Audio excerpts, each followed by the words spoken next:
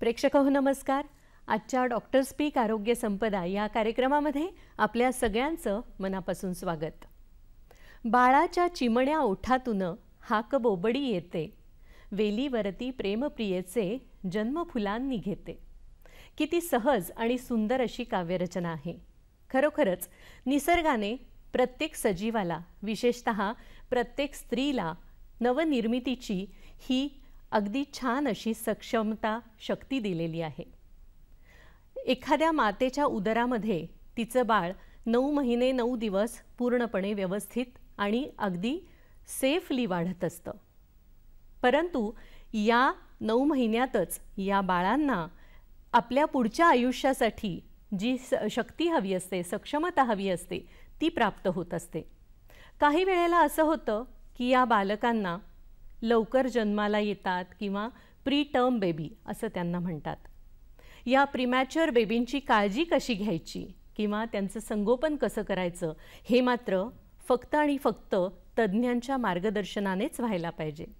आणि याबाबत माहिती जाणून घेण्यासाठी आजच्या आपल्या डॉक्टर स्पीक आरोग्य संपदा या कार्यक्रमामध्ये आपण आमंत्रित केलेलं आहे डॉक्टर समीर पवार यांना. डॉक्टर नमस्कार. नमस्कार. दूरदर्शनच्या स्टुडिओमध्ये तुमचं खूप खूप स्वागत आहे. थँक्यू.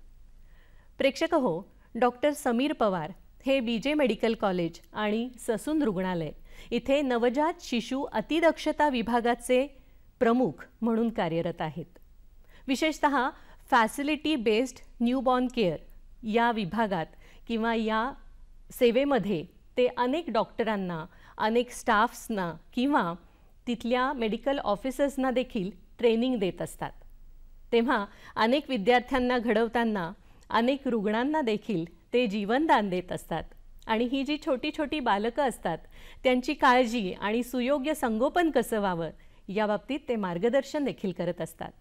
आज त्यांच्याशीच आपण चर्चा करून जाणून घेणार आहोत प्रीमॅच्युअर बेबी, त्याची घ्यायची काळजी आणि त्यांचं सुयोग्य संगोपन या विषयावर. डॉक्टर, आपण जेव्हा प्रीमॅच्युअर बेबी असं म्हणतो तर नक्की प्रीमॅच्युअर बेबी म्हणजे काय किंवा 9 महिने पूर्ण वाढ झालेलं बेबी म्हणजे नेमकं काय असतं? पहिले आपण समजून घेऊ की टर्म बेबी किंवा पूर्ण वाढ झालेलं बेबी म्हणजे काय. की जी अर्भकं गर्भधारणेच्या काळामध्ये 37 आठवड्यापासून ते 40 आठवड्यापर्यंतचा जो काळ आहे ते पूर्ण करतात त्यांना टर्म बेबी असं आपण संबोधतो. फुल टर्म बेबी असं आपण संबोधतो. पण जे बेबीज किंवा जी अर्भकं 37 आठवड्यांच्या अगोदर जन्माला येतात त्यांना आपण प्रीटर्म बेबी असं संबोधतो. आता त्यामध्ये सुद्धा थोडी विभागणी आहे की 28 आठवड्यांच्या अगोदर जी जन्माला येतात त्यांना आपण एक्स्ट्रीमली प्रीटर्म बालके किंवा अर्भके असं आपण म्हणतो. 28 आठवडे ते 32 आठवड्यांमध्ये जी येतात त्यांना मॉडरेटली प्रीटर्म असं आपण संबोधतो. आणि 32 आठवड्यापासून ते 37 आठवड्यापर्यंतची जी बालकं जन्माला येतात त्यांना आपण लेट प्रीटर्म असं संबोधतो. अच्छा, बरोबर.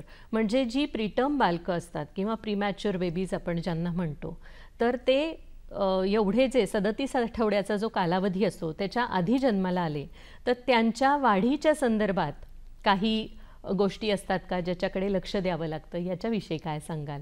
आता कसं असतं की जी बालके 37 आठवड्यांच्या अगोदर जन्माला येतात तर त्यांचे अवयव जे आहे पूर्णपणे बनलेले नसतात, अपरिपक्वता असते अवयवांमध्ये. आता जे महत्वाचे अवयव जर आपण म्हणायचं झालं तर फुफ्फुस आहेत, त्याच्यानंतर त्वचा आहे, हृदय आहे, त्यानंतर आतडी आहेत आणि मेंदू आहे. तर ही जी अवयव आहेत हे व्यवस्थितरित्या प्रीटर्म बालकांमध्ये पूर्णपणे परिपक्वतेने बनलेली नसतात. त्यामुळे आपल्याला या सगळ्या अवयवांकडे जन्माला आल्यानंतर लक्ष देणं फार गरजेचं असतं. कारण गर्भधारणेच्या काळामध्ये किंवा गर्भाशयामध्ये जे वातावरण असतं बाळासाठी, जे पोषक आणि पूरक वातावरण असतं, सेफ वातावरण असतं, ते जे वातावरण जे आहे, जेव्हा बाळ प्रीटर्म जन्माला येतं त्यामुळं एकदम किंवा सडनली त्या वातावरणाशी जुळवून घेण्यासाठी ते बाळाला थोड्याशा अडचणी निर्माण होतात. तर हे जे अपरिपक्व असलेले अवयव आहेत यांचा सपोर्ट देण्याकरिता म्हणून आपलं कार्य जे आहे NICU मध्ये आपण त्यांना सपोर्ट देण्याचं काम करतो. तर याचं प्रमाण भारतात किंवा जगात किती आहे? आता जागतिक आकडेवारी जर आपण बघितली प्रीटर्म बालकांची, तर जगामध्ये 13.4 दशलक्ष बालके ही दरवर्षी जन्माला येतात. त्यानंतर भारताची जर आकडेवारी बघितली तर 3.4 दशलक्ष बेबी जे आहेत जन्माला प्रीटर्म म्हणून जन्माला येतात. आणि जर महाराष्ट्राची आकडेवारी बघितली तर दर 1000 बालकांपैकी 30 ते 40 बालके जे आहेत ते प्रीटर्म म्हणून जन्माला येतात.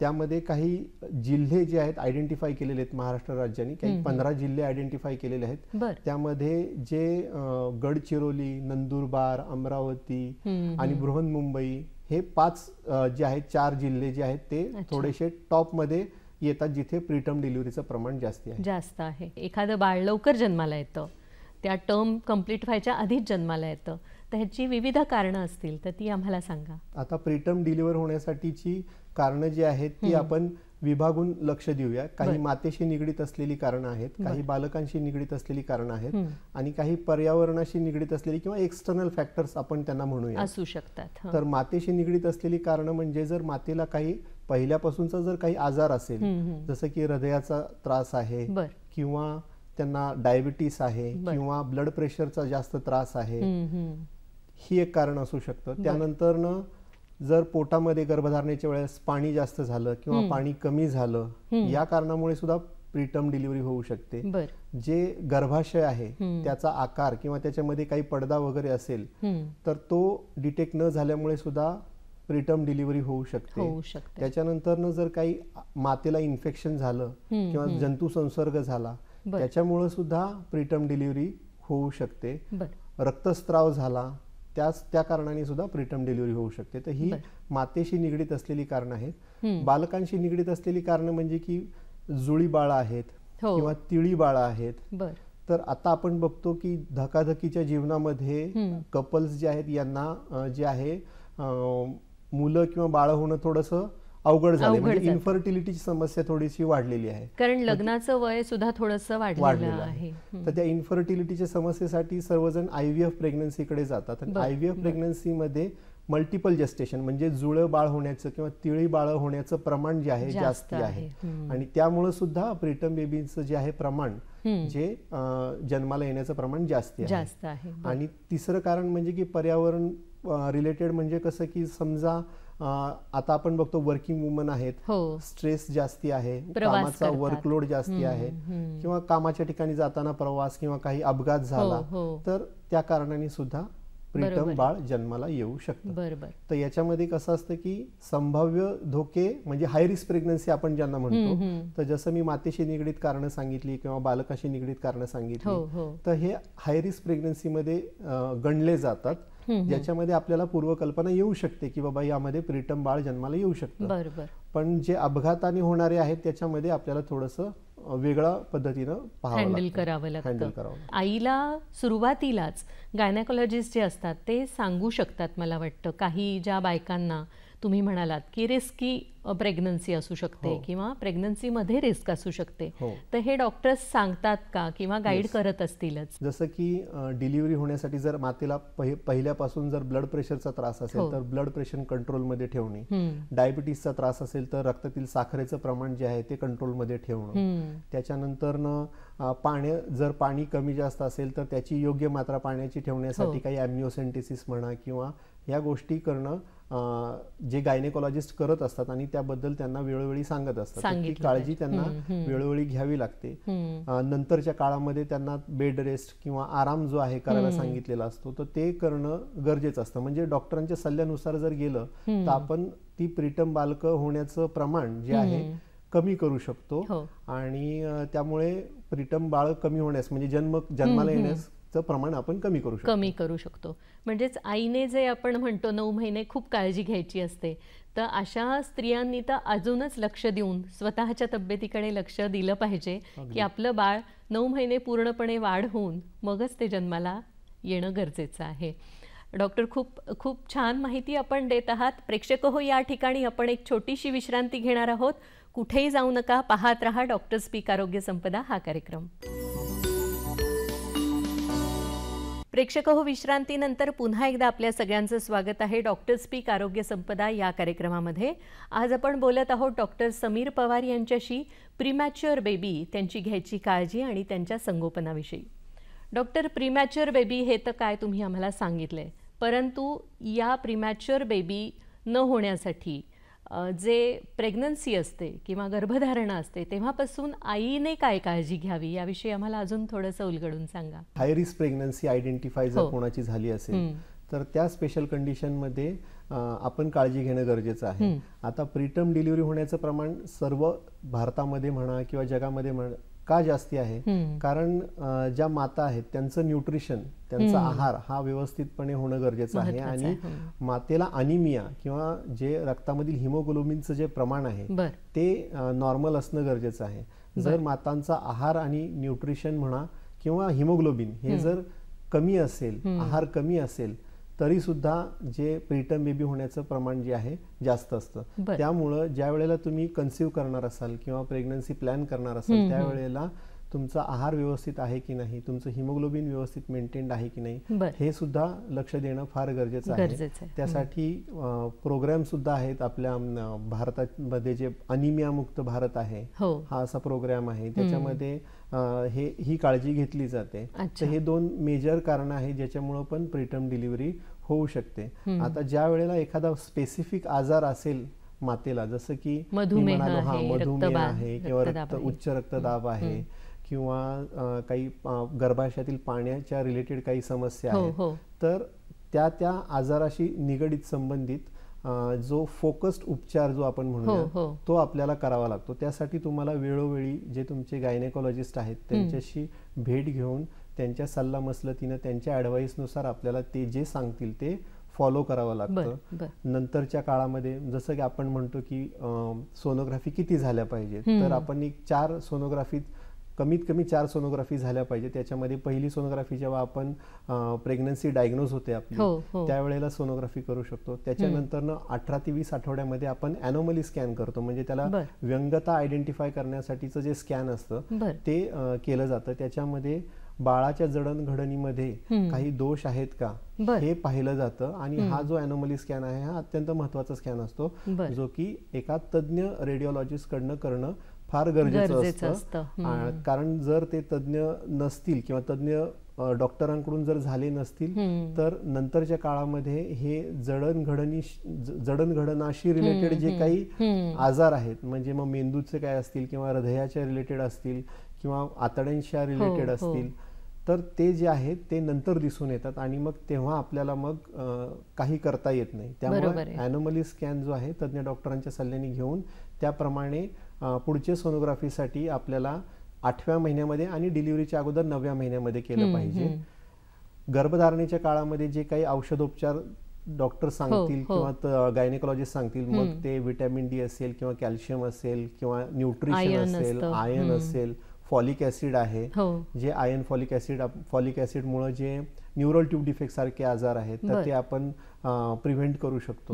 तर हे सगळे जे आहेत प्रिकॉशन्स आपण त्या वेळेला घेणं गरजेचं आहे. आणि प्रेग्नन्सीच्या वेळेला जर काही औषध उपचार पहिल्यापासून चालू असतील तर त्याच्यामध्ये योग्य तो बदल करून, जेणेकरून बाळाच्या जडणघडणाशी त्या औषधांचा परिणाम त्या जडणघडणाशी होऊ नये, यासाठी त्या औषधांमध्ये योग्य तो बदल करून मग आपण ती औषधं कंटिन्यू केली पाहिजेत. त्यासाठी पण डॉक्टरांचा सल्ला घेणं गरजेचं आहे. तर ह्या सगळ्या हाय रिस्क प्रेग्नन्सीज ज्या आहेत त्याच्यामध्ये आपण योग्य त्यावेळी सोनोग्राफी करून योग्य तो सल्ला डॉक्टरांच्या सल्ल्याने घेऊन आपण प्रीटर्म बेबीज जे आहेत ते अवॉइड करू शकतो. त्याच्यानंतर टिटॅनसचं इंजेक्शन आहे, जे 2 TT इंजेक्शन आपण घेतो ते घेणं गरजेचं आहे. त्यानंतर की जे प्रेग्नन्सीचा जो शेवटचा काळ आहे, म्हणजे शेवटचे 3 महिने आहेत त्यामध्ये जर तुम्हाला बेड रेस्ट ॲडवाइस केली असेल किंवा आराम सांगितला असेल डॉक्टरांनी तर ते फॉलो करणं फार गरजेचं आहे. मला वाटतं फर्स्ट ट्रायमिस्टर म्हणजे पहिले 3 महिने आणि थर्ड ट्रायमिस्टर म्हणजे शेवटचे 3 महिने, तर या महिन्यांमध्ये जास्त काळजी घेणं गरजेचं असतं. हो, कारण पहिल्या 3 महिन्यांमध्ये कसं असतं, अवयव बनण्याची प्रक्रिया होत असते आणि त्या वेळेमध्ये जर काही मातेला काही आजार झाला जसं की ताप आला आहे, अगदी सर्दी खोकला जरी झाला तरी पण त्याचा जे आहे बाळाच्या जडणघडणीवरती परिणाम होऊ शकतो. त्यामुळे त्या 3 महिन्यामध्ये पण चांगली काळजी घेणं गरजेचं आहे आणि शेवटच्या 3 महिन्यामध्ये पण व्यवस्थित जर हाय रिस्क प्रेग्नन्सीसाठी व्यवस्थित काळजी घेणं गरजेचं असतं. डॉक्टर, एवढी सगळी काळजी घेतली तरी पण कधीतरी दुर्दैवाने असं होतं, काहीतरी ॲक्सिडेंट होतो किंवा काहीतरी अशी सिच्युएशन होते की ती बाई लवकर बाळंतीण होते आणि मूल लवकर जन्माला येतं. तर मग अशा वेळेला कशा पद्धतीने केअर घेतली जाते बाळांची हॉस्पिटल्समध्ये किंवा NICU असं मला वाटतं त्याला म्हणतात, तर हे नक्की काय आहे? आता कसं आहे की प्रीटर्म डिलिव्हरी होऊ नये म्हणून काही औषधं सुद्धा आता आपल्याकडे उपलब्ध आहे, जसं त्याला टोकोलायटिक ड्रग्ज असं म्हणतात, जेणेकरून आपण प्रेग्नन्सीचा काळ थोडा लांबवू शकतो, डिले करू शकतो. पण तरी पण समजा जर एवढी काळजी घेऊन जरी प्रीटर्म डिलिव्हरी झालं तर अशा बालकांसाठी आपल्याकडे NICU ची उपलब्धता आहे, म्हणजे नवजात शिशु अतिदक्षता कक्ष. तर या ठिकाणी जे आहेत या प्रीटर्म बालकांना आपण ऍडमिट करून तिथे त्यांची काळजी घेऊ शकतो. आता यासाठी जर आपल्याला संभाव्य प्रीटर्म डिलिव्हरी माहिती असेल, जसं मी आधी नमूद केल्याप्रमाणे हाय रिस्क प्रेग्नन्सी जर असेल तर त्यावेळेला तुम्ही अशा ठिकाणी हॉस्पिटलला आपलं नाव रजिस्टर केलं पाहिजे किंवा प्रेग्नन्सी कंटिन्यू केली पाहिजे ज्या ठिकाणी NICU ची उपलब्धता लागलीच अवेलेबल असते. कारण बऱ्याचदा असं होतं की NICU उपलब्ध नसतो आणि प्रीटर्म बेबीला मग जागा मिळण्यासाठी मग पालकांची थोडी धडपड होते. त्यामुळे पहिल्या प्रथमच आपण ती काळजी घेणं गरजेचं आहे. मग हे संभाव्य प्रीटर्म डिलिव्हरीमध्ये आपण हे करू शकतो, पण अपघाताने जे डिलिव्हरी होते प्रीटर्म डिलिव्हरी मग ती प्रायव्हेट हॉस्पिटलला पण होऊ शकते किंवा गव्हर्नमेंट हॉस्पिटलला पण होऊ शकते. त्या ठिकाणाहून डिलिव्हरीच्या वेळेला पालकांनी NICU ची उपलब्धता पहिलेच करून घेणं फार गरजेचं असतं, जेणेकरून नंतर बाळाच्या आरोग्याला धोका निर्माण होत नाही जर NICU ची उपलब्धता तुम्ही लागलीच केली तर. पण मग NICU म्हणजे नेमकं काय असतं? याची संरचना मी पहिल्यांदा तुम्हाला सांगतो की असं असतं की यामध्ये high dependency unit, low dependency unit आणि फीडर युनिट अशा पद्धतीनं आपण त्याची विभागणी केलेली असते.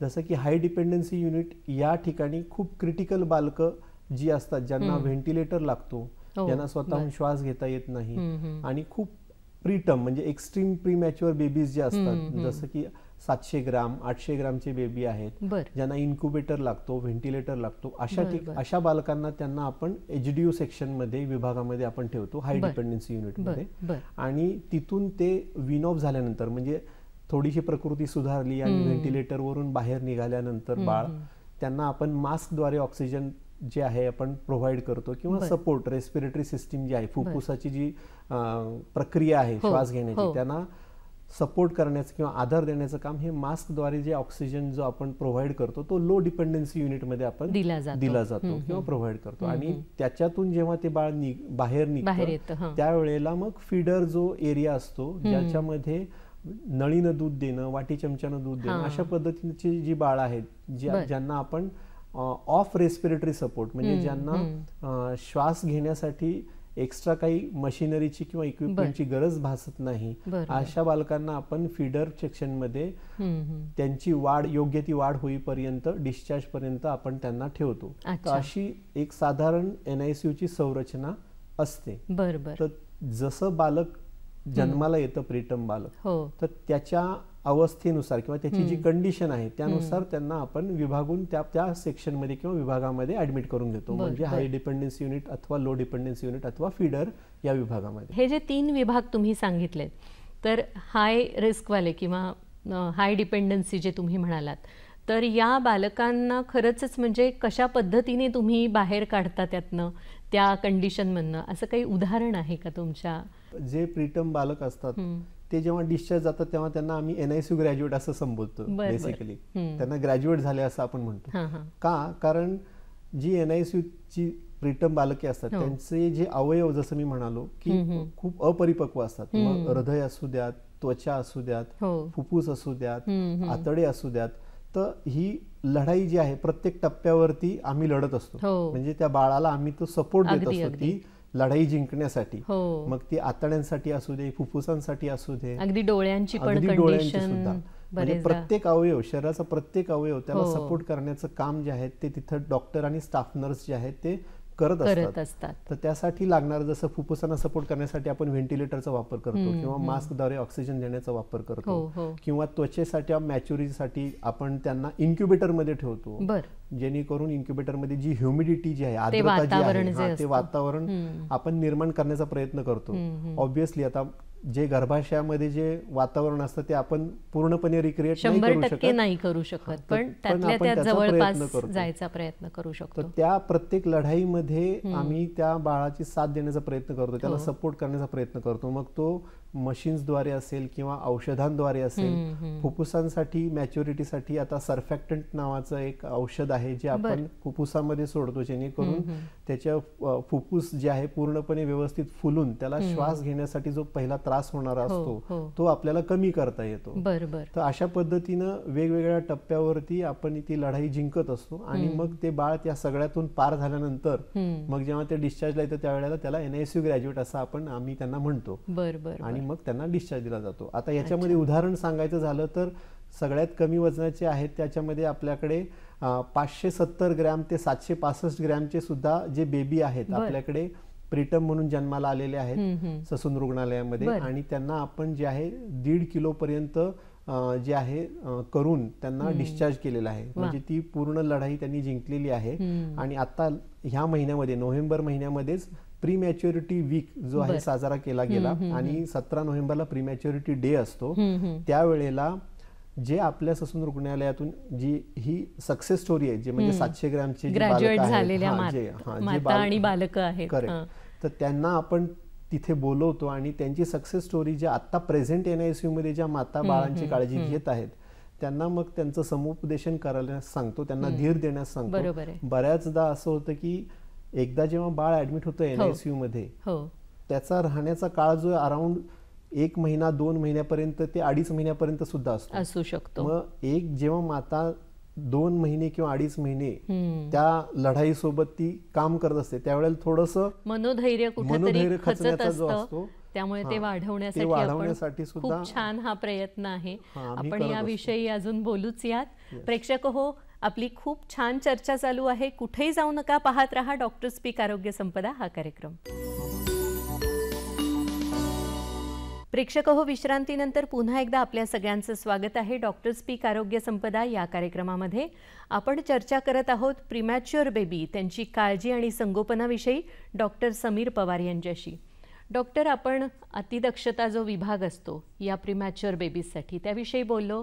त्यातले 3 सेगमेंट्स तुम्ही आम्हाला सांगितले की हे जे अगदीच जे रिस्क फॅक्टरवाले बाळं असतात किंवा 500-700 ग्रॅम एवढेच जन्माला आलेले असतात, तर त्यांची काळजी जन्मानंतर किती 2 महिने 3 महिने घ्यायची हे त्या बाळाच्या वाढीवर डिपेंड करतं.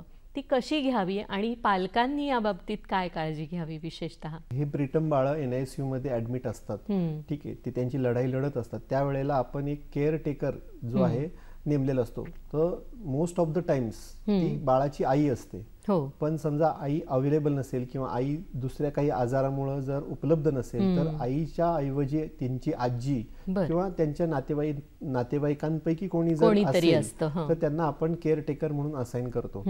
तर बऱ्याचदा काय होतं की जी पर्सनल केअर किंवा हायजीन जी आहे जी पाळली गेली पाहिजे ती कधी कधी होत नाही, पाळली जात नाही. त्याच्यामध्ये की रोजच्या रोज पालकांची जी किंवा जे कोणी केअरटेकर असणार आहे, त्या माता असेल किंवा त्यांची आजी असेल, त्यांनी रोजच्या रोज आंघोळ करणे, त्यानंतर नखे कापणे, त्याच्यानंतर बाळाला टच करण्या अगोदर हात सॅनिटाइज करून जे गाऊन सांगितलेले असतील किंवा जे काही तिथले नियम असतील हॉस्पिटलचे नियम पाळणे, ह्या सगळ्या गोष्टी जर केल्या तर जंतू संसर्ग बाहेरून आपण आतमध्ये बाळापर्यंत येण्यापासून टाळू शकतो. आता यामध्ये काय होतं की बऱ्याचदा अनेक नातेवाईक आलेले असतात, त्यांना आपलं बाळ बघायचं असतं किंवा आजीला बाळ बघायचं असतं. मग दोन्ही आजी असतात, मग त्या म्हणतात की एकदा तुम्ही जा, मग एकदा मी जाईल. तर अशामध्ये काय होतं की सारखं केअरटेकर बदलल्यामुळं की बाहेरून जे इन्फेक्शन जे आहे ते आपण त्या बाळापर्यंत जंतुसंसर्ग घेऊन जातो आणि बाळ ते आपलं खराब होऊ शकतं. तर थोडासा आपण तो जर मोह टाळला तर मग आपण हा जंतुसंसर्ग होण्यापासून जो आहे रोखू शकतो.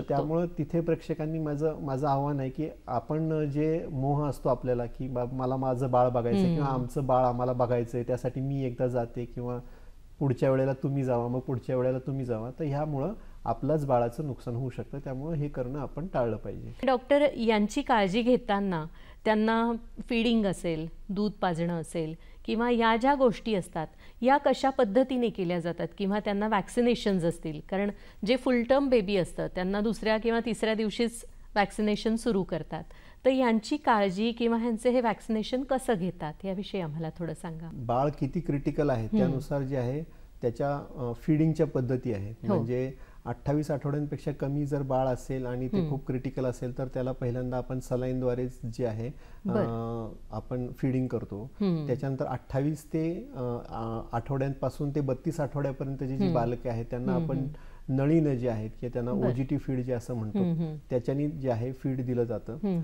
32 ते 34 आठवड्यांची जी बालके आहेत त्यांना आपण वाटी चमच्यानी जे आहे दूध देऊ शकतो. आणि 34 आठवड्यानंतर जे आहेत त्या बालकांना आपण ब्रेस्ट फिडिंग किंवा स्तनपान जे आहे ते आपण करू शकतो. कारण 34 आठवड्यानंतर ना आपला जो सक स्वॅलो रिफ्लेक्स असतो तर तो मॅच्युअर होतो. तो मॅच्युअर झाल्यामुळं आपण 34 आठवड्यानंतर ना ते ब्रेस्ट फिडिंग किंवा स्तनपान आपण त्यांना सुरू करू शकतो. तर अशा विविध पद्धतीने आपण बाळाला जे आहे दूध देऊ शकतो. आता हे दूध जे देतो आपण ते यामध्ये ते मातेचं दूध असणं फार गरजेचं आहे. जसं मी म्हणालो की आईचं पहिलं दूध ज्याला अमृतपान असे म्हणतात किंवा कोलोस्ट्रम जे आमच्या मेडिकल टर्म मध्ये असं बोललं जातं, किंवा जसं तुम्ही म्हणाल लसीकरण, तर ही बाळाची पहिली लस असते. जे मातेचं जे पहिलं दूध आहे ते बाळाची पहिली लस असते. कारण त्या दुधामध्ये, त्या पहिल्या दुधामध्ये सर्व असे काही घटक असतात जे रोगप्रतिकारक शक्ती वाढवण्यासाठी मदत करणारे असतात, मेंदूची वाढ करण्यासाठी मदत करणारे घटक असतात.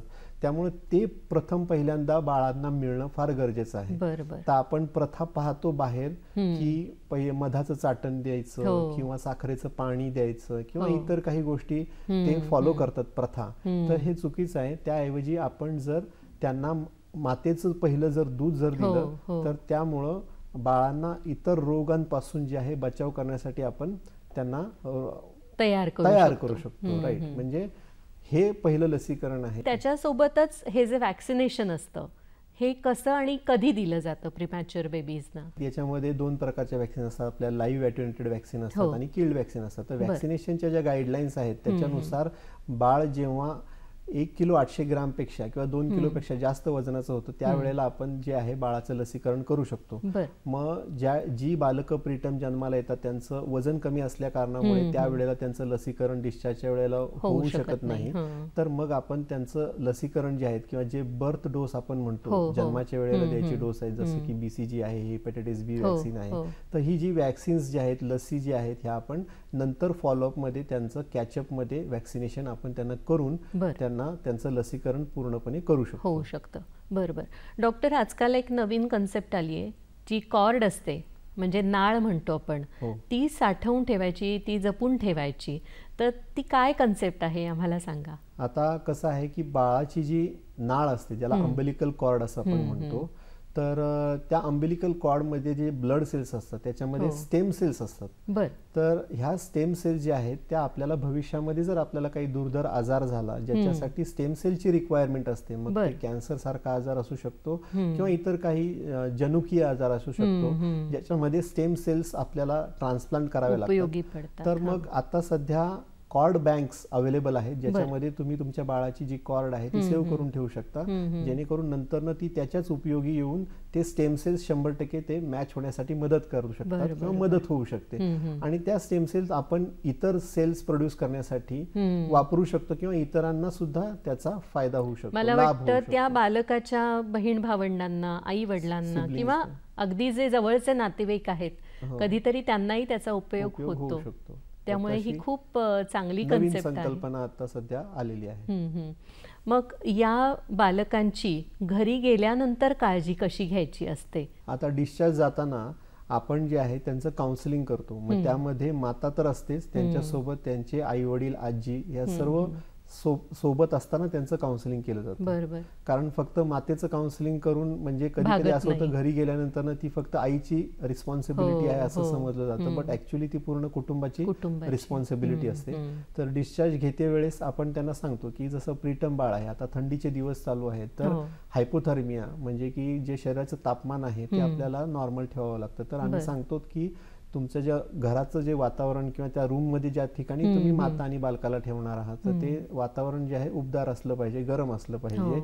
मातेनं वेळोवेळी जे आहे बाळाचं जे हात आणि पाय जे गरम राहता येत नाहीत, उबदार राहता येत नाही, ह्याची काळजी घेतली पाहिजे. त्यांना हातमोजे घालणे, पायमोजे घालणं, टोपी घालणं, ह्या गोष्टी ज्या आहेत त्या व्यवस्थितरित्या गेल्या पाहिजेत. आता जेव्हा बाळ घरी येतं तेव्हा साहजिकच खूप सारे नातेवाईक आणि त्यांची भावंड किंवा लहान मुलं खेळत असतात आणि ते येऊन बाळाला हात लावतात. तर ते काय आहे की मुलं बाहेर खूप खेळलेली असतात, कुठेही हात लावलेला असतं, तर त्यामुळं तो जंतू संसर्ग जो आहे तो बालकांना होऊ शकतो, नवीन बालकांना, नवजात बालकांना. तर ते आपण अवॉइड करायला सांगतो. शक्यतो सगळ्यांच्या हातामध्ये बाळ देणं टाळलं पाहिजे. असंही आपण म्हणतोच की फुल टर्म बेबी असलं, अगदी सुदृढपणे जन्माला आलेलं बालक असलं तरी आपण त्यांची काळजी घेत असतो. तर हे जे बालक असतात, प्रीमॅच्युअर बेबी आपण ज्यांना म्हणतो, त्यांची तर अजूनच थोडी काळजी जास्त आपण घेतली पाहिजे. आणि बाकीच्या त्यांच्या खाण्यापिण्याच्या सवयी किंवा ह्याच्याविषयी काय सांगाल? खाण्यापिण्याचं म्हणजे कसं आहे, आता काही बालक जे आहेत आपल्याकडे वाटी चमच्यावरती डिस्चार्ज होतात की त्यांचा जो आहे रिफ्लेक्स जो आहे म्हणजे सक स्वॅलो जो आहे पूर्णपणे डेव्हलप झालेला नसतो. तर आई जी आहे ते त्यांचं जे दूध आहे ते एक्सप्रेस करतात वाटीमध्ये, तर ती वापरायची जी वाटी आणि चमचा आहे तो उकळून निर्जंतुकीकरण करून ते आपण वापरलं पाहिजे, जेणेकरून तो जंतू संसर्ग आपल्याला टाळता येऊ शकतो. आणि आपण हाय रिस्क ओपीडी रन करतो, ज्याच्यामध्ये जी बाळं डिस्चार्ज झालेली असतात त्यांना डिस्चार्ज झाल्यानंतर 3 दिवसानंतर, 7 दिवसांनी आणि जसं लागेल तसं त्यांना फॉलोअप साठी आपण त्यांना बोलवतो. आता याच्यामध्ये सगळ्यात महत्वाची काळजी जसं की उबदार ठेवण्यासाठी कांगारू मदर केअर म्हणून एक संकल्पना जी आहे ती खूप चांगल्या रीतीने चालू आहे. आता ही कांगारू मदर केअर आपण पाहिलं असेल, कांगारू हा प्राणी ज्याच्यामध्ये की त्याच्या पोटामध्ये आपल्या बाळाला ते धरतात आणि त्याची काळजी घेत असतं. कांगारू मदर केअर विषयी आपण बोलणारच आहोत. प्रेक्षक हो, या ठिकाणी आपण छोटीशी विश्रांती घेतोय. कुठेही जाऊ नका, पाहत रहा डॉक्टर स्पीक आरोग्य संपदा हा कार्यक्रम. प्रेक्षक हो, विश्रांतीनंतर पुन्हा एकदा आपल्या सगळ्यांचं स्वागत आहे. डॉक्टर स्पीक आरोग्य संपदा या कार्यक्रमामध्ये आपण बोलत आहोत प्रीमॅच्युअर बेबी काळजी आणि संगोपन या विषयावर डॉक्टर समीर पवार यांच्याशी. कांगारू मदर केअर याच्याविषयी आपण बोलत होतो ब्रेकला जाण्यापूर्वी. तर ही नक्की काय संकल्पना आहे? आता जसं मी म्हणालो की कांगारू हा प्राणी तुम्ही पाहिला असेल, त्याच्यामध्ये त्याचं जे बाळ आहे त्याच्या पोटाशी एक पिशवी असते आणि त्याच्यामध्ये त्या बाळाला ठेवलेलं असतं. आणि ही संकल्पना जी आहे ती पहिल्यांदा कोलंबिया इथे स्टार्ट झाली. त्यावेळेला तिथे इन्क्युबेटरचं शॉर्टेज होतं, त्यामुळे ही संकल्पना तिथे स्टार्ट झाली, कांगारू मदर केअर. आणि मग ती आता जागतिक आरोग्य संघटना आहे त्यानं सगळीकडे ती प्रचलित केलेली आहे. तर त्यामुळे ती कांगारू मदर केअर आपण आपल्या इथेही राबवतो, जेणेकरून बाळाला उबदार ठेवण्यासाठी मदत होते. आता याच्यामध्ये काय केलं जातं की बाळाला जे आहे आईच्या छातीशी ठेवलं जातं, म्हणजे जे आपण म्हणूया की त्यांचं स्किन टू स्किन कॉन्टॅक्ट झाला पाहिजे. म्हणजे बाळ जे आहे फक्त डायपर वरती असतं आणि बाकी वरती त्याला कपडे वगैरे काही घातलेले नसतात आणि ते आईच्या गाऊन मध्ये किंवा आतल्या कपड्यांमध्ये आपण ते ठेवून त्याला पूर्ण वरून कव्हर केलेलं असतं. आता याचा फायदा काय होतो की एकतर मातेचं बॉन्डिंग जे आहे त्या बाळासोबत वाढतं, पोटात असतं आणि ते आपलं कंटिन्यू राहिलं पाहिजे. तर मग ते जे बॉन्डिंग ठेवण्यासाठी म्हणून ते तसं आपण कांगारू मदर केअर मध्ये बाळांना ठेवतो. आणि हे जे आहे ते दिवसातून 8 ते 12 तास जे आहे आपण केलं पाहिजे. हे जे असं अशा पद्धतीने जे आपण ठेवतो 4 तास 2 तास असं आपण बसून जे आहे कांगारू मदर केअर बाळांना देऊ शकतो, ज्यामुळे काय होतं की बाळाला उबदार ठेवण्यासाठी मदत होतं, बॉन्डिंग जी आहे ती वाढते. त्याच्यानंतर बाळाला जे हृदयाचे ठोके असतात, आपले जे हृदयाचे ठोके ते जाणवतात, तर कंटिन्यू स्टिम्युलेशन जे आहे ते मिळत राहतं आणि त्याच्यामुळे सुद्धा जी आहे बाळाची वाढ जी आहे ग्रोथ होण्यासाठी त्याची मदत होते. आणि हायपोथर्मिया जे आपण म्हणतो की जे कमी तापमान, शरीराचं कमी तापमान ह्याचं प्रमाण जे खूप जास्ती आहे, तर ते रोखण्यासाठी हे एकदम साधा सोपा उपाय जो आहे कांगारू मदर केअरचा ऍडवाइस केलेला आहे. आता याच्यामध्ये अशी धारणा होती की फक्त आईनच कांगारू मदर केअर द्यायची का, तर तसं नाहीये. कांगारू मदर केअर हे कोणी देऊ शकतं. घरातील व्यक्ती जे आहेत, जे निरोगी आहेत, जे स्वतःची पर्सनल हायजीन जास्त चांगल्या पद्धतीने ठेवतात, तर अशी व्यक्ती सुद्धा जी आहे कांगारू मदर केअर देऊ शकते, ज्यामध्ये आपल्याला बाळ जे आहे आपल्या छातीशी स्किन टू स्किन कॉन्टॅक्ट मध्ये आपल्याला ठेवायचं आहे आणि जेणेकरून बाळाला ती उबदारपणा जे तो मिळू शकेल. तर म्हणजे असं काही नाही की फक्त आईनच कांगारू मदर केअर दिली गेली पाहिजे, तर बाळाचे वडील सुद्धा ते केअर देऊ शकतात किंवा आजी आजोबा सुद्धा ती केअर देऊ शकतात. त्यामुळे ही एक सर्वांचीच एक जबाबदारी आहे, जेणेकरून ती कांगारू मदर केअर बाळाला मिळाली पाहिजे, जेणेकरून बाळाचं वजन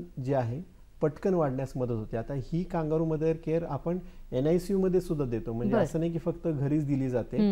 आता HDU मध्ये जे व्हेंटिलेटर वरती जी बाळं असतात, ती बाळं जर सोडली तर बाकीची जे व्हेंटिलेटर वरून निघालेली बाळं आहेत, ज्यांना मास्कद्वारे ऑक्सिजन आहे किंवा प्रॉंग्सद्वारे ऑक्सिजन आहे किंवा ज्यांना ऑक्सिजनची नाहीये गरज, जे पण वजनाने कमी आहे, तर या सर्व ठिकाणी आपण मातांना किंवा त्यांच्या केअरटेकरना अलाव करून तिथे KMC चेअर असते, स्पेशल प्रकारची चेअर असते, ज्याच्यामध्ये आपल्याला असं रिक्लाइनिंग बसून तिथे बाळाला जवळ घेऊन असं आपण आरामात बसू शकतो खूप वेळ.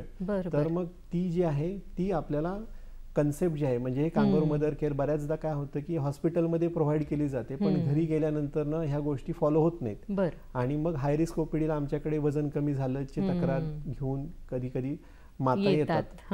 मग मातांच्या तक्रारी असतात की आम्हाला काम असतात किंवा काम असल्यामुळं तेवढा वेळ जो हॉस्पिटलमध्ये असताना देऊ शकत होतो तो आम्ही देऊ शकत नाही. तर जसं मी म्हणालो की इट्स अ कंबाईंड रिस्पॉन्सिबिलिटी, म्हणजे याच्यामध्ये फक्त आईच कांगारू मदर केअर देऊ शकते असं नाही, घरी गेल्यानंतर बाकीचे नातेवाईक किंवा वडील सुद्धा हे काम करू शकतात. काही वेळेस असं होतं डॉक्टर की ज्या नवीन बालकं जन्माला येतात, आयांना फारशी माहिती नसते, पहिल्यांदाच बाळंतीण झालेले असतात, स्तनपानाविषयी खूप बरेचदा प्रश्न असतात, तर काही वेळेस काही आयांना दूध पण येत नाही, तर याविषयी काय सांगाल आम्हाला, की मिल्क बँक असते का किंवा दुसऱ्या कोणाची मदत घेऊ शकतो का? यावरती आपण बोलूच, पण एक महत्वाचा मुद्दा जो सांगायचा होता की धोक्याची लक्षणे, जेव्हा बाळ डिस्चार्ज जातं घरी, त्यावेळेला अशी कोणती लक्षणं आहेत ज्याच्याकडं पालकांनी किंवा मातेने लक्ष द्यायला पाहिजे? तर त्याच्यामध्ये असं आहे की समजा बाळ दूध पित नसेल किंवा बाळाची हृदयाची ठोके जास्त असतील किंवा छाती उडत असेल, पोट उडत असेल,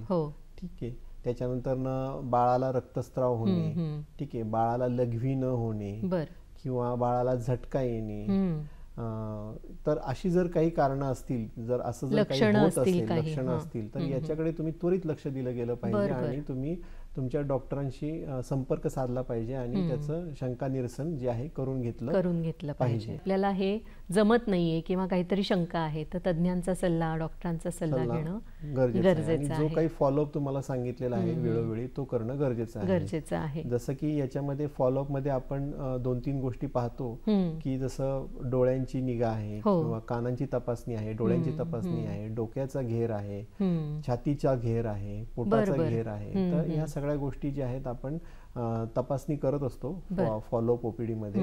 तर जसं मी म्हणालो की डोळ्यांसाठी कसं आहे, रेटिनोपॅथी ऑफ प्रीमॅच्युरिटी हा एक आजार आहे, ज्याच्यामध्ये बाळ जेव्हा काचेमध्ये असतं, NICU मध्ये असतं, त्याला ऑक्सिजन जो आहे दिला जातो आणि त्या ऑक्सिजनच्या प्रमाणामुळे कधी कधी हा आजार उद्भवू शकतो. तर डिस्चार्ज जाण्याच्या अगोदर आम्ही ऑप्थॅल्मॉलॉजिस्ट जे आहेत आपले डोळ्यांचे डॉक्टर, त्यांच्याकडून ही तपासणी करून घेत असतो आणि त्याच्यानंतर सुद्धा ही वेळोवेळी तपासणी करणं गरजेचं आहे.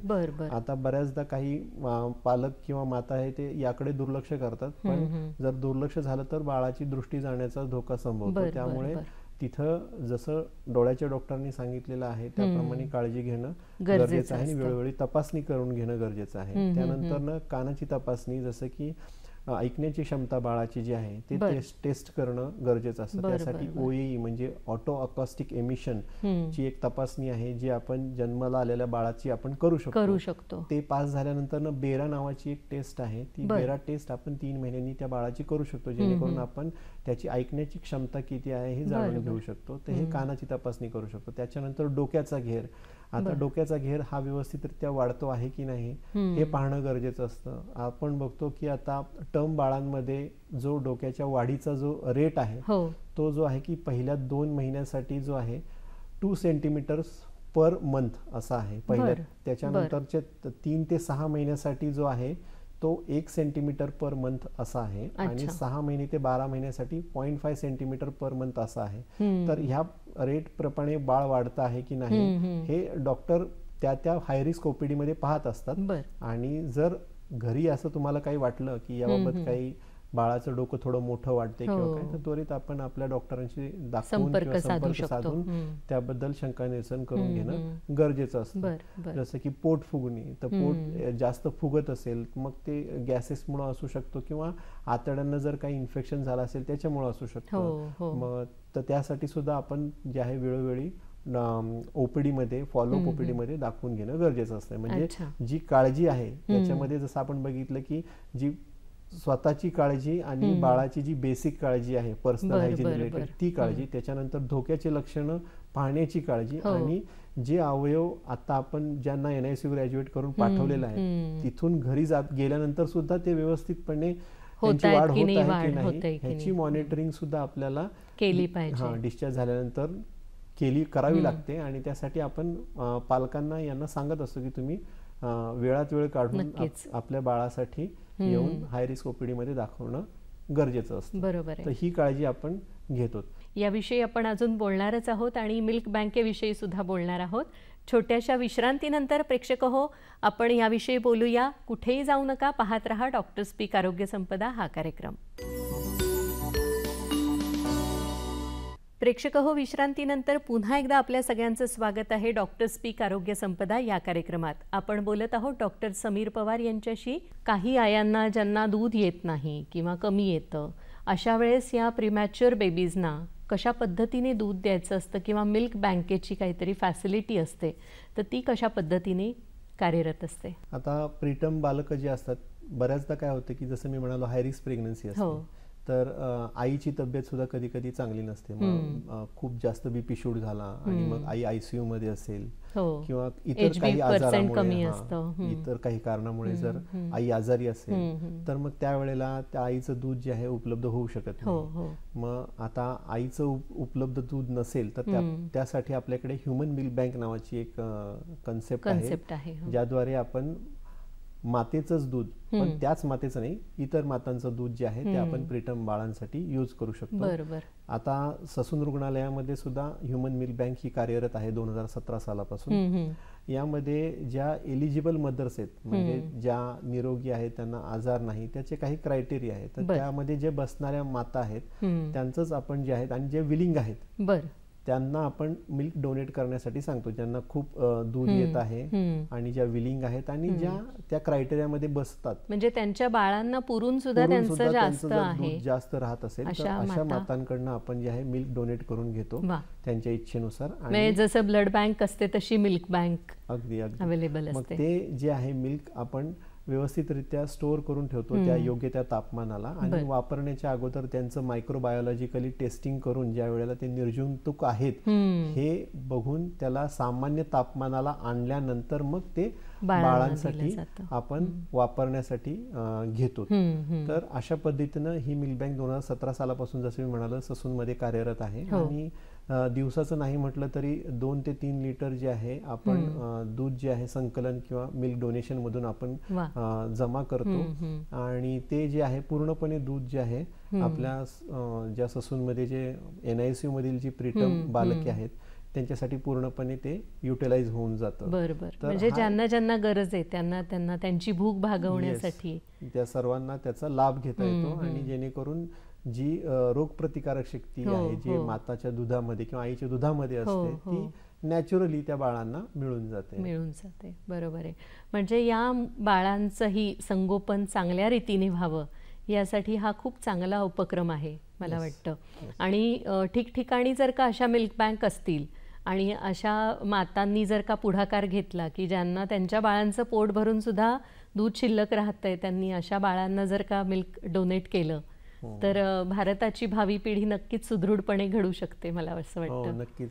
यामध्ये जे आमच्या ज्या पिडियाट्रिक डिपार्टमेंटच्या ज्या हेड आहेत डॉक्टर आरती किणीकर त्यांनी खूप पुढाकार घेतलेला आहे आणि ही ह्युमन मिल्क बँक पूर्णपणे व्यवस्थितरित्या कार्यरत राहावी म्हणून त्यांनी पूर्णपणे सपोर्ट केलेला आहे. आणि ज्या माता मिल्क डोनेट करतात त्यांना जे आहे एक रिवॉर्डच्या स्वरूपामध्ये आपण चिक्की जी आहे डोनेट करतो किंवा देतो. आता याबद्दल मी एक एक्झाम्पल सांगू शकतो की एक वर्किंग वुमन जी फॉरेन मधून आलेली होती आणि ती तिच्या कामानिमित्त आलेली असताना ती ब्रेस्ट फिडिंग मदर होती.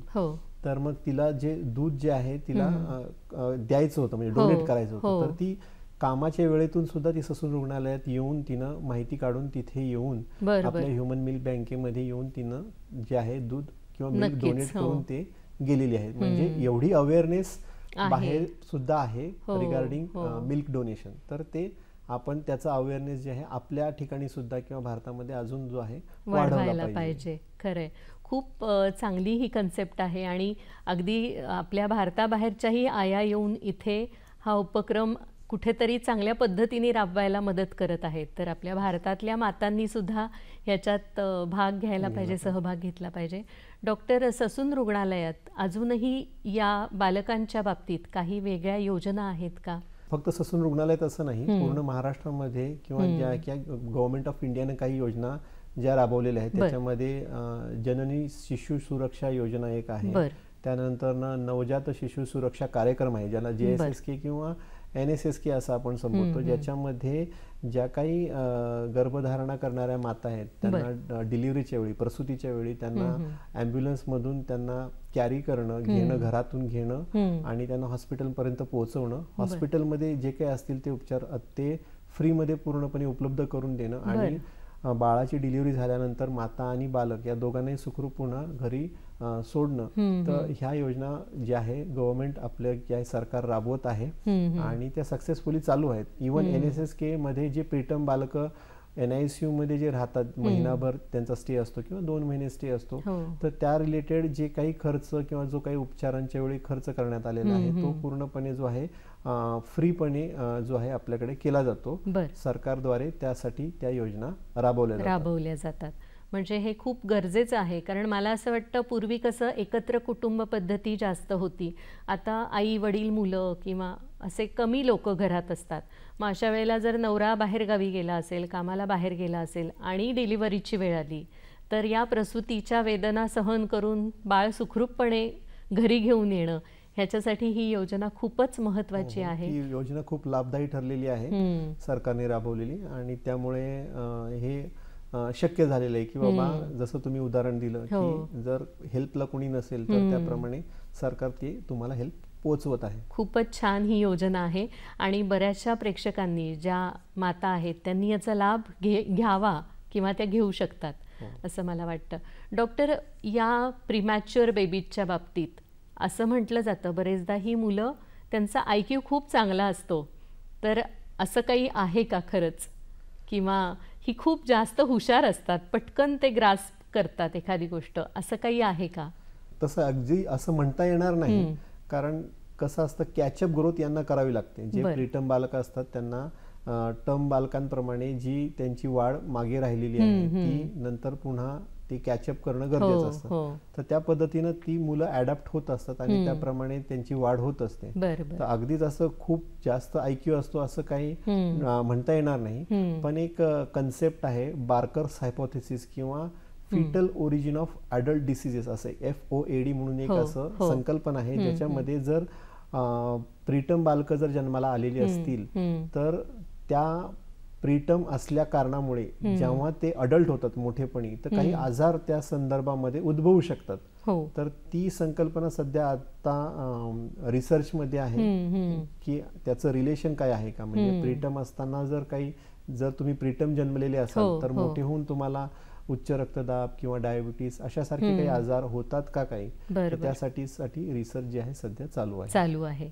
म्हणजे आधीच ती हाय रिस्कवर असतात लवकर जन्माला आल्यामुळे आणि रोगप्रतिकारक शक्ती आधी त्यांना वाढवण्यासाठी खूप प्रयत्न करावा लागतो. तर त्यांनी भविष्य काळात त्यांच्या पालकांनी आधी काळजी घेतली पाहिजे आणि अडल्ट झाल्यावर या लोकांनी सुद्धा काळजी घेतली पाहिजे. पण बाकीच्या बालकांसारखेच ते तेवढेच हुशार आणि ऍक्टिव्ह सुद्धा होऊ शकतात, अशी पण बरीचशी उदाहरणं आहेत आपल्या आजूबाजूला. की NICU मध्ये प्रीटम बालकांचा जो डॉक्टर आणि स्टाफ नर्स यांचा गोल हाच असतो की न्यूरोलॉजिकली इंटॅक्ट बेबी जे आहे आपण पालकांना द्यावं. म्हणजे बऱ्याचदा काय होतं की जे प्रीटम बालक असतात जे जन्मानंतर रडत नाहीत किंवा ज्यांना जन्मजात काही दोष असतो किंवा फुफ्फुसाचा काही आजार असतो, तर अशा बालकांमध्ये जी डेव्हलपमेंट जी आहे ती थोडी नॉर्मल बालकांपेक्षा थोडीशी कमी असते किंवा तर ते कधी कधी असं होतं मातांचं की बाबा माझं बाळ जे आहे थोडंसं मागे आहे का किंवा काय कॉम्पीट करू शकेल की नाही, कंपॅरिझन जे आहे इतर बालकांसोबत होते. तर ही बालकं सुद्धा त्यांचं डेव्हलपमेंट कॅच करतात, फक्त त्यांना सपोर्ट देण्याची जी आहे ती गरज खूप असते. ते सपोर्ट जर व्यवस्थित वेळोवेळी उपचार थ्रू डॉक्टरांच्या मार्फत म्हणा किंवा इतर घरच्यांच्या मार्फत जर मिळाला तर ती बालकं सुद्धा व्यवस्थितरित्या ग्रोथ करू शकतात. आणि अगदी जे काही न्यूरोलॉजिकली इंटॅक्ट बेबी नाहीत, जे त्या बाळांसाठी वेगळी सपोर्ट सिस्टीम किंवा वेगळी जी उपचार पद्धती सुद्धा अवेलेबल आहे, तर त्याप्रमाणे लाभ घ्यावा ज्यांना गरज आहे त्यांनी. डॉक्टर, आज प्रेक्षकांना काय संदेश द्याल? प्रेक्षकांशी संदेश असाच राहील की जर तुम्हाला संभाव्य हाय रिस्क प्रेग्नन्सी माहीत असेल किंवा प्रीटम बेबी बाळ होणार असेल तर त्यासाठी वेळोवेळी डॉक्टरांचा सल्ला घेणे आवश्यक आहे. ते प्रिव्हेंट करण्यासाठी ज्या काही उपाययोजना डॉक्टर्स सांगतील त्या तुम्ही फॉलो करणं फार गरजेचं आहे.